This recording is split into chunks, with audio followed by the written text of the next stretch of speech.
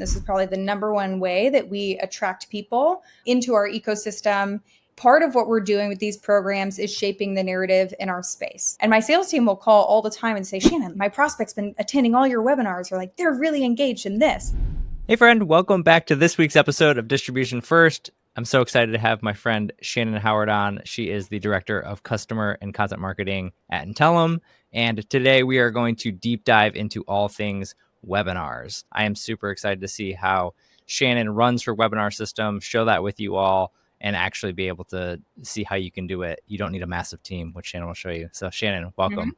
Yeah, thanks for having me. I'm so excited. I'm a big fan of your repurposing roadmap. So excited to share how we're doing that.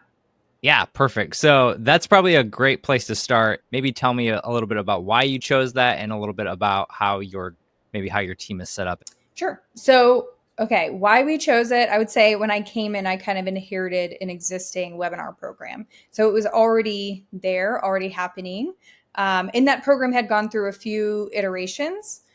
And so we really anchored on this monthly cadence. So part of why we chose webinars is there's a ton to write about, a ton to talk about in our industry. Sometimes those things are very nuanced, where we found it really helpful for people not just to learn something, but be able to engage with the content and ask questions, clarifying questions, or, hey, in my use case, or have you ever run into this?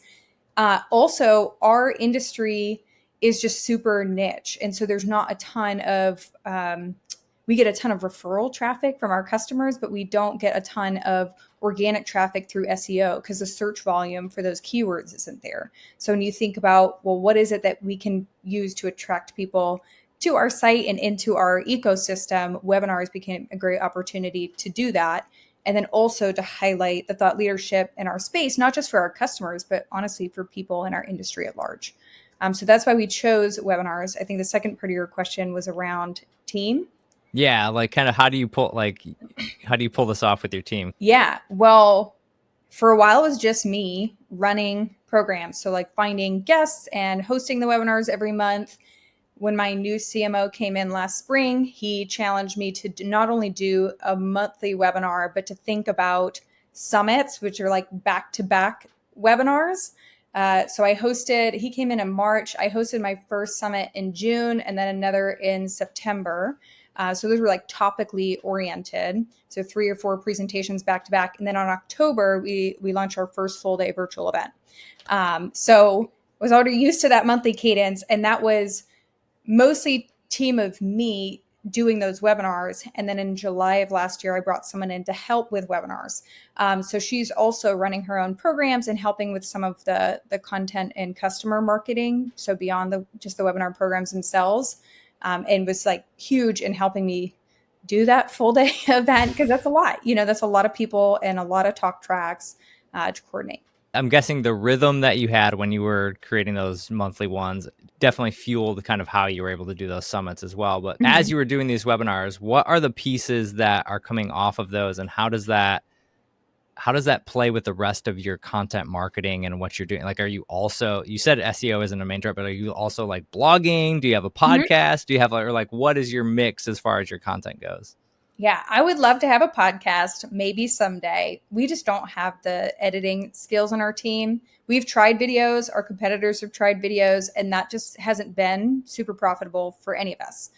So I think there's actually one of our products is for content authoring for e-learning designers. So whether those are instructional designers, learning experience, I think there's a ton of opportunity in video for that market and that product, which I hope to get to one day. But for now, it's largely these webinar programs, and then we're blogging in relationship with those. So I did a webinar back in January with someone from Atlassian, and there were so many things that came out of that I can then pull into webinar content. So he was talking about social learning, and this is something that in our industry, people, we grow up in K through 12 education and higher education. Learning is inherently social, and we're in a classroom and we're interacting with other people who are learning the same thing. And then when we get into more corporate learning for my job, often the social aspect is removed. And then we think it's got to be forums, and we're all in so many forums in so many places. But so he was talking about what are some ways that they have at Atlassian implemented social learning and they're experimenting. And I thought, wow, there are two really great tracks here. Like one, I want to showcase different examples of social learning as like a referenceable piece of content. So when people ask, how are people incorporating social learning into your education program? I can point to that using his examples pulled out of the webinar. But then he also talked about an experimentation framework, because as we all know, whether it's marketing or education, there's no one size fits all approach. And I just loved this framework that he uses for experimenting. So before you invest in something, can you start to prove that out? Can you develop a hypothesis, test it, see if it works, and then decide if you want to commit and invest? And so I pulled that out as another piece of content to be able to share that with people. And so our webinars often inspire. I think there's honestly like so much that I can pull out from that, where I know not everybody has time to sit down and watch a 45-minute recording, but being able to pull out some of those things. Like I did a webinar last year on learning experience, like 6 elements of a great learning experience, and then turn that into a 1, 2, 3, 4, 5, 6 blog with the visual examples from the webinar. So that's often what we'll do there. And then we have blog content that just stands alone, that ties to some of our pillars. But I look at our webinars as I had this opportunity to interview people who are really awesome at what they do, and that it ties to whether it's parts of our product or parts of our framework, and then pull that content into other mediums and formats. So wherever it is or however it is that you want to consume it, you have access to that. Hey friend, quick break from this episode because I want to ask you something. What happens to your content after you hit publish? If you're like most marketers who are strapped for time, you create great content, hit publish, and then move on to the next thing. And that's a huge missed opportunity. Just because you don't have a ton of resources or staff or budget doesn't mean you can't get the most out of the content that you create. You worked hard on that content, so why let it fade away after day one? And that's why I want to tell you about my free email course, the Distribution First Playbook. In just 5 days, I'll send you 5 emails packed with all of the strategies that I use to turn my content into a machine that consistently works every single week.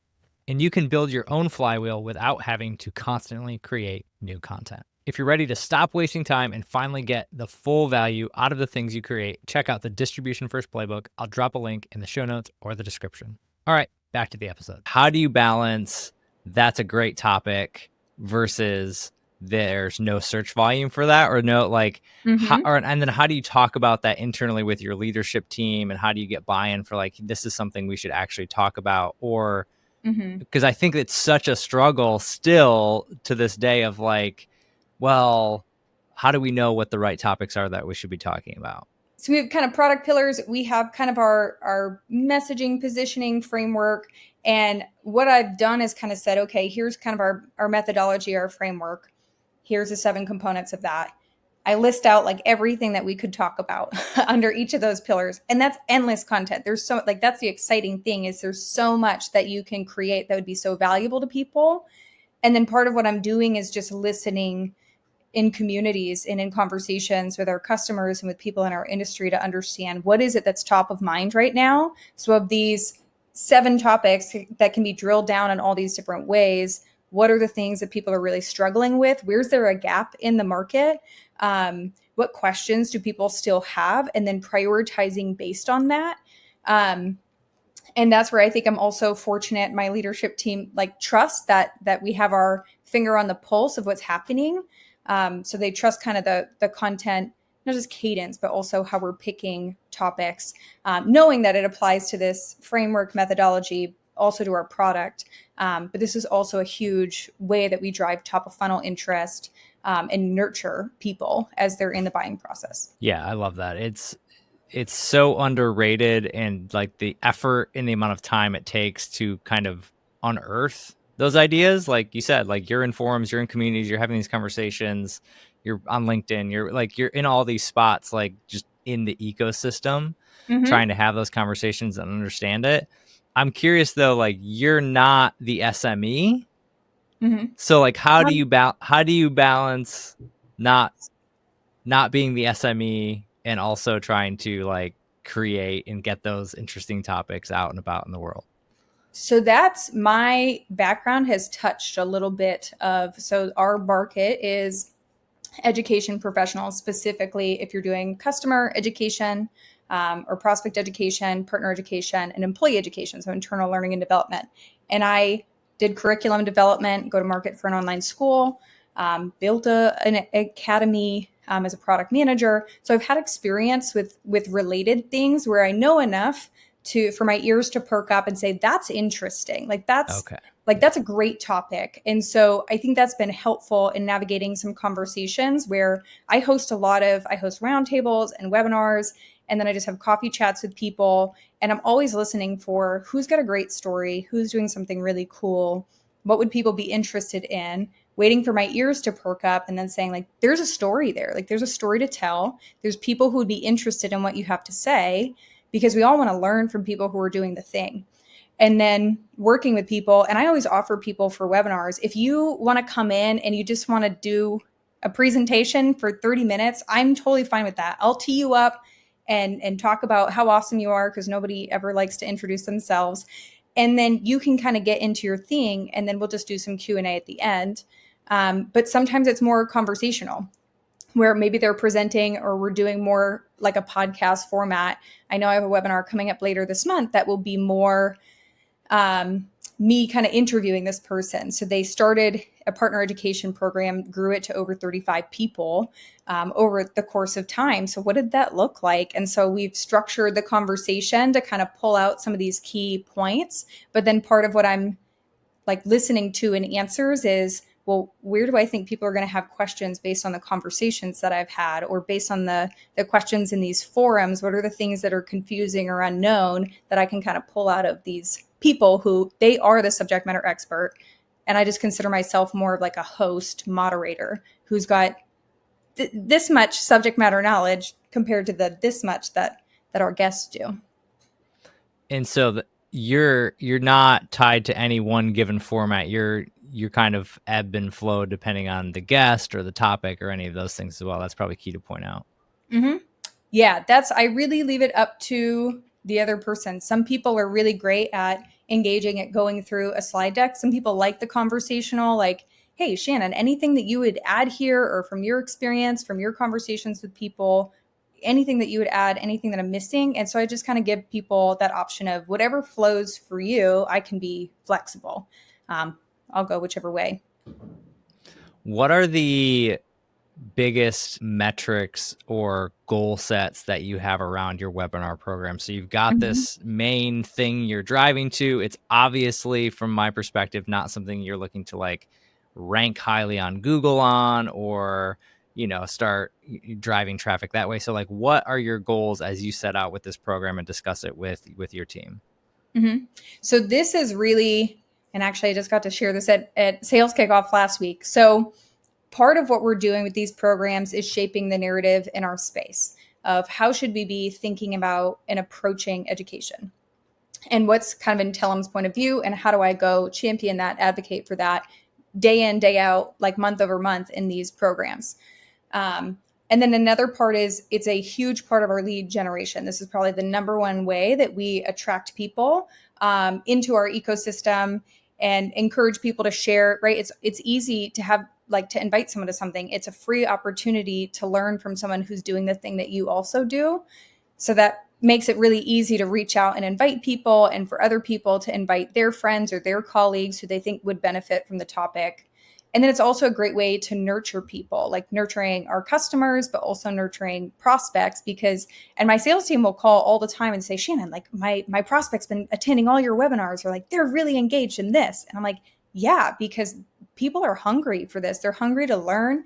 I think, I don't even think it's unique to education, but there's so many facets of it, and there's so much to learn to do the job well. It's the same with content marketing. There's a bajillion different components of it, and we're always learning. Like, that's part of the job. And I think learning from other people who are also in the trenches doing the thing that you're doing is so powerful. Mm-hmm. So that's really kind of what we're doing, is we're driving top of funnel, we're nurturing customers and prospects, and then we're shaping the narrative in the marketplace. It really feels like a great opportunity for you, again, knowing like you're able to niche down into who that audience is. Like you said, these people are, you know, they're maybe not the biggest volume in terms of keyword search that you're going to find in SEMrush or something like that, but they're absolutely out there, and they absolutely have problems that they need help with and things that they're going through on their everyday lives. And I think that's the fun thing about marketing today is if you can really own that and hone in on that, that gives you that freedom to be able to do that versus just writing the ultimate guide for customer education 2025, right? Like it's such a different way to do marketing. Yeah, that is, I've said before, I flat out refuse to write for search. I remember I had a freelancer who would do a lot of our like search optimized content. And then there was an article that she couldn't take. So I took it and I was like, ugh, I don't want to write for search. And then I thought, you know what, I'm just going to write for the people. And then I'm going to go back and look at what could I change so that it would rank better on search. But just writing for the people got it. I don't know if you ever used SEMrush's like AI grading assistant. I was like, I love to see the A+ or like the 9.6 out of 10. It's a great way to gamify me actually doing my job well. But it naturally was already going to rank well for search, just writing it, to help the people. And that's, I think, a lot of very like proud to say that Intellum was a go-to source for content in 2024. So people were asking in online communities, like, what was your top source for content? And our webinars, programs, content, guides, research were kind of the top highlighted resources.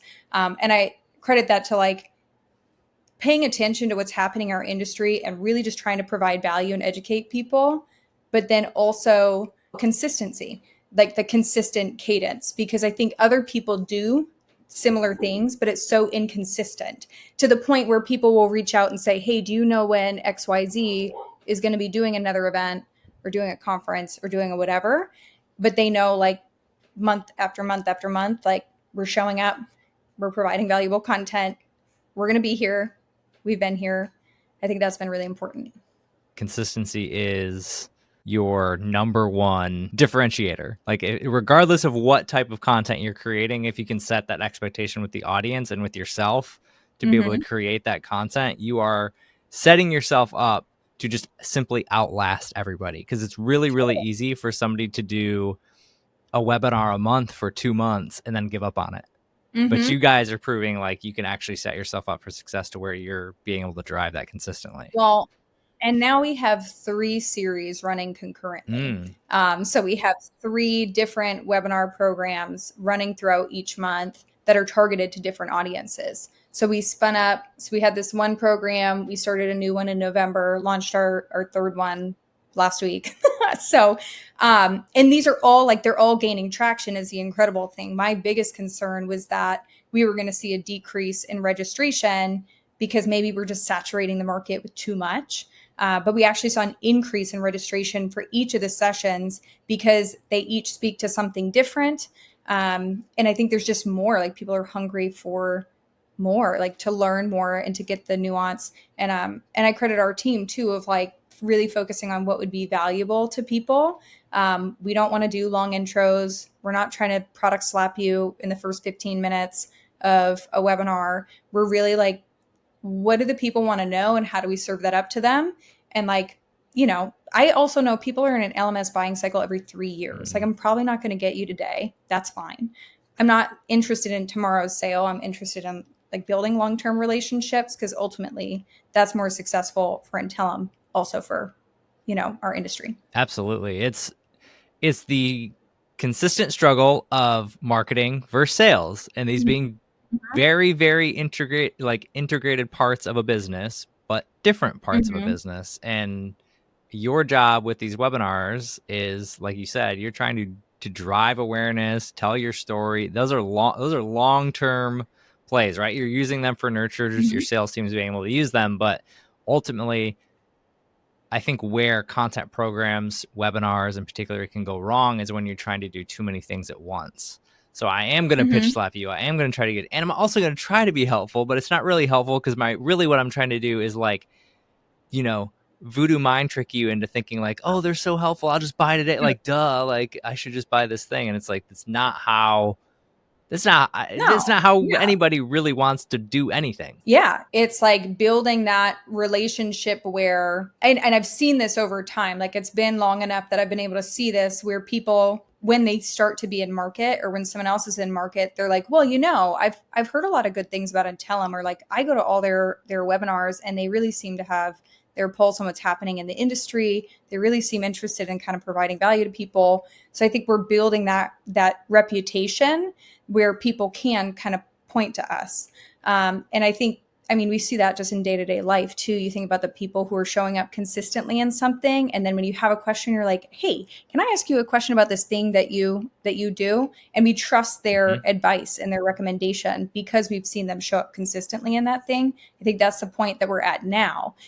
We're definitely very privileged to have a sales team that isn't like beating me over the head for opportunities, but they actually really see the value that in their opportunities, like coming from this long-term brand awareness, like consistent nurturing cadence. So I would love now to get into like really nitty gritty how we pull this stuff off. Like I'm like, Yeah. dang, you're pulling off 3 webinars a month. So that's incredible. Let's maybe talk about how we could do that for one webinar. What is your rhythm? Like, just walk me through as like nitty gritty as you can get. Like, all right, we've got a webinar for February.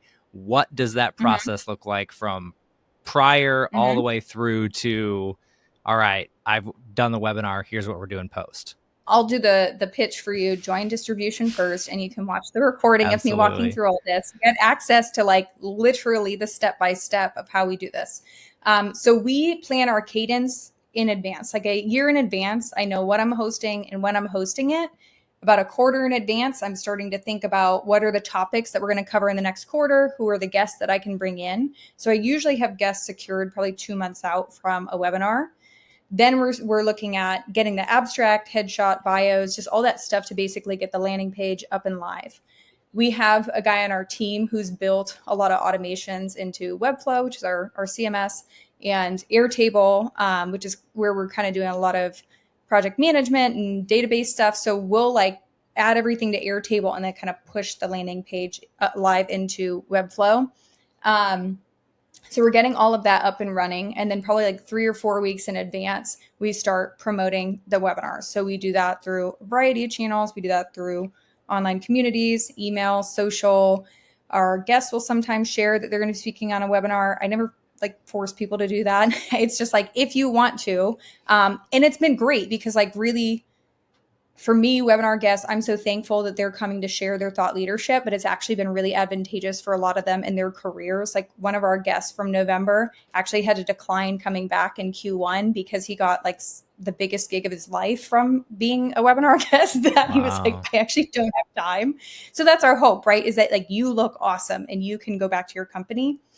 And then we're working on the content, which depends on the person, right? So I'll usually sit down with guests and say, okay, here's like the topic and here's kind of what I'm thinking. Like, here's where I think people are stuck or they're struggling or there's still some unknown. And then we'll kind of talk through it. And then I'm looking for the thread of like, ooh, that's really interesting. Or like, ooh, that would be cool to talk about on this webinar. And so then we're kind of outlining, what does it look like to walk through that? And I think I talked about this on the webinar for distribution first, was laying it up like, what is it that people need to know? Like, how do we set the stage, have context and foundation, and then actually get into like structuring the webinar so that it follows a flow and that we know what we're going to get out of it. And that makes it easier to repurpose the content afterwards because I know I'm going to 1, 2, 3, 4, 5, 6, or we're going to start here, and then end there.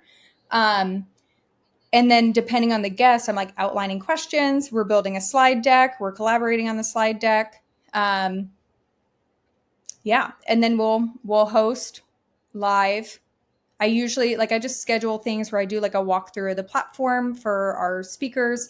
I send them their kind of reminders morning up. So I like just schedule Gmail things where it's like, hey, looking forward to seeing you this afternoon. Just a reminder, here's how it's going to go. Here's all your login details. After the webinar, I'm processing the recording. We do put it on YouTube just for fun. It automatically, the platform we're using kind of automatically translates the webinar registration for the live webinar to an on-demand registration. And then I usually send the speaker a recap just to say like, hey, like here's the feedback that we got. We're very thankful. A lot of people can't accept speaker honorariums. So we opted to donate to a charity of their choice as like a thank you for speaking and thank you for your time. And I know not everybody can accept compensation, but we'd love to make a donation on your behalf, which has been awesome. People really love that. I feel great about being able to donate to these charities on behalf of other people. And then we're looking at, like, now we just have kind of a bank of these webinars to then pull from, which is fun because then we can kind of go back and say, okay, like, here's the 2 or 3 blogs that I think I want to create from that. Or like I hosted a webinar that I then pulled that content into kind of an ultimate guide to metrics type thing, where I was able to pull from like 2 different webinars, their thoughts, add more around that to build this guide out. So we're kind of looking at what are those other pieces of material that can come out of this conversation, whether that's social posts and just trying to be helpful and like 0-click content, blogs, ebooks, guides. We keep, like with every webinar, we have related assets. So we're trying to direct them to like not just the next webinar, but also like we cited this research and you might want to go download that and check it out for yourself. Or you might find this ebook or guide helpful. You might find this template helpful. So that's like my dream world, is to get to a place where something always leads to the next thing. Like I don't just want to theoretically talk to you about something. I want to give you something that you can then take and go apply to your program.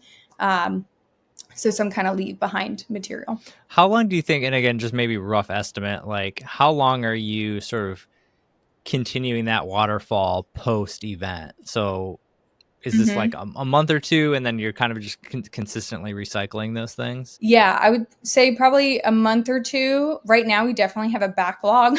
Now that we have 3 programs. So we have these 3 programs, but in January, we did a summit for one of the programs. So we did 5 webinars in January. So that's a lot of content to kind of create from that. So it could take us maybe 2 months to kind of like create the other pieces of material. But then sometimes I'm also leaving that. And this is where, right, like I think one thing I want to get better at in the future is how do I take what makes sense to me, because I'm in this, like you mentioned earlier, you're in the communities and on LinkedIn and you're hearing all these conversations. How do I synthesize that for other people so it makes sense to someone not my brain? But then also, like, how do we learn? I think the privilege I've had in a lot of my content marketing roles is I created a lot of the content or I edited all the content. So I'm intimately familiar with all of the content. So then when I'm writing something, I'm like, oh, I can go back to this webinar. I can go back to this piece. I can go back to this research. I can go back to this ebook and pull it in and link to it. Or I can link to this other blog because I wrote that blog or I edited that blog. But how do I help, like create a system where it's easier to pull in and like reference other things? Because at this point, nothing we're creating doesn't touch something else or relate to something else that we've already created. Which is amazing. I think that is, to me, like the ultimate sort of system that I'm always looking to build, which is just like all of this stuff consistently building on each other to where it's not, I've talked a lot about like macro repurposing versus micro repurposing, but like you're repurposing ideas and thoughts and concepts. And it honestly doesn't matter if it's in 2025 or it's like plopped back here in the stash bag for 2026. I'm going to, pull that back out and recycle that back next year when I have time. It's really not, it doesn't have to be overcomplicated or over formulaic to say like every webinar is like nice and neat and tidy and perfect. And it's this, like there's room for ebb and flow to be able to repurpose those ideas and pivot quickly if you need to, or do something else. Yeah, like I'm hosting a webinar next month on marketing your customer education program, which ties to our framework, which ties to 2 other webinars I've done on marketing, but also ties to multiple blogs, because I realized in 2023 that was kind of a gap. Nobody was really talking about it or sharing examples. So when I go to create this webinar, it's not really that hard because I already have a wealth of content to pull from, and I'm just pulling pieces out from each piece into a new format. So that's where I think not creating everything from scratch, but we can say things in a new or different way. We can introduce things in a different way, where this webinar will really be like, what does it actually look like? And what examples can I pull in from other people's programs? So you can look at that and be like, oh, I know what that is. I know what great looks like, and I can go do this for myself. So that's kind of the idea for that webinar, but it pulls from stuff that already exists. So I'm not creating entirely from scratch. I already have a ton of content to pull from. And I'm guessing for you, like this is where, as a solo marketer or even a marketer on a very small team, using a distribution first framework like this for your webinars, that is where the true freedom comes in, of like the creative energy not spent constantly trying to spin up the next best idea. And I think it probably takes some time, right? This isn't something, if you're starting at a brand new company, you're going to be able to come in and whip out, because you need that, you need that backlog of content and knowledge of what's here, or what do we have. But after you've been at a place and kind of how all the dots are connecting, if you're, running content, that's kind of part of your job, is to know how all these dots are connected. Yeah. Once you know that, that's where to me, that's where the fun part comes in, is now you get to take all those dots and spin them up, and you get smarter and better on those content and those ideas, because you're not constantly having to learn a new idea or a new angle or a new topic. We're just going deeper and deeper and deeper on these, handful of topics that we hit.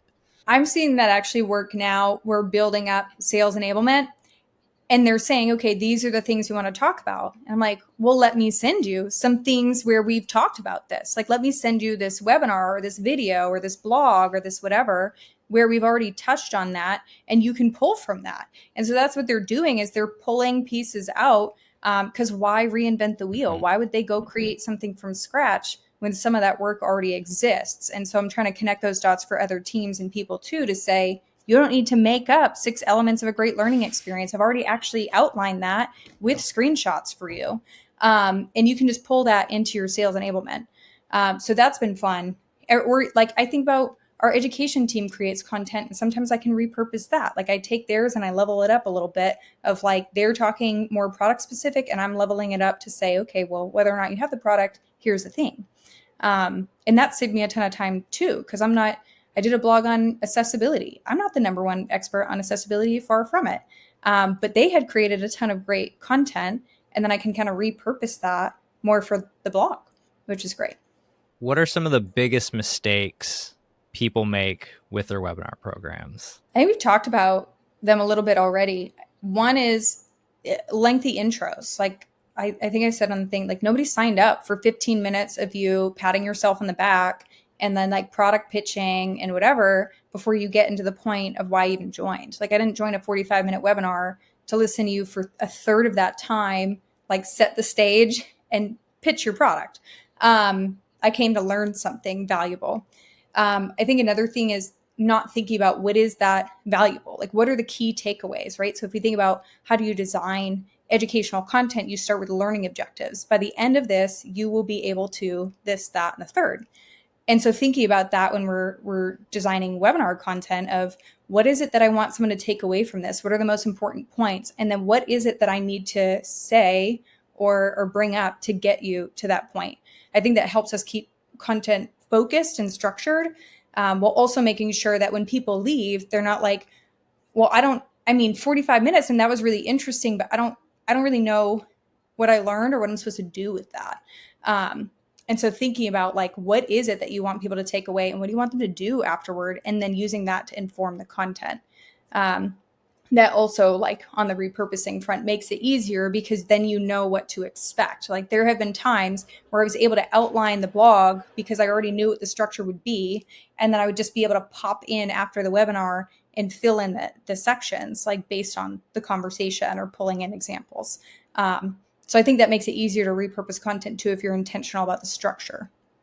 Yeah, definitely. It's nothing is worse than creating something and then going back and trying to fit a square peg into that round hole of, all right, let's get the, how do we get all these things and line them up and create a nice, guide for everybody. And it's like, well, they didn't say anything worth, we didn't frame up the conversation in a way that makes it worth repurposing into any ideas.